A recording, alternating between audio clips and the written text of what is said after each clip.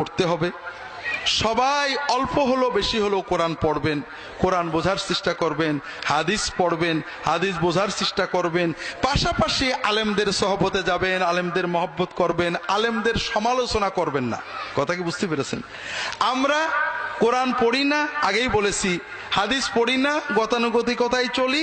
যারা একটু পড়েন, পড়েই সমালোচনা শুরু করেন। আমি নিজে ভুক্তভোগী, যেহেতু আমার বই লোকে পড়ে, যেখানে যাই অনেকেই দেখা করেন শিক্ষিত মানুষ, হুজুর আলেমরা কিচ্ছু বোঝে না। তা আলেমরা বোঝে না আপনারা কি করে বুঝলেন? আমার বই পড়ে, অমকের বই আমি সব বুঝলেন, আর আলেমরা সারা জীবন কোরআন পড়ে কিছু বুঝলেন না। আমার সাথে বিরোধিতা করে বলে আর আমরা কিছু বুঝলো না? না, আপনারা আলেমদের মহব্বত করবেন, সাথে যাবেন। আলেমরা যদি বোঝেন ভুল বলছে, আলেমদের আদবের সাথে বলবেন যে হুজুর আপনি যেটা বললেন এই হাদিসে মেলছে না, হুজুর আমাদের বুঝাই দেন ভালো করে। আলেমদের দেওয়ালে পিঠবা দিয়ে দেন, তাদের পড়তে বলেন, তাদের পড়ে বুঝাতে বলেন। তাদের আন্দাজ কথা মানবেন না, কিন্তু আলেমদের সমালোচনা করে লাভ নেই। কারণ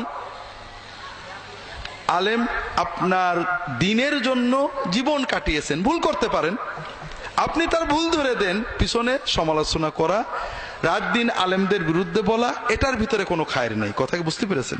আল্লাহ তাআলা সবাইকে তৌফিক দান করুন।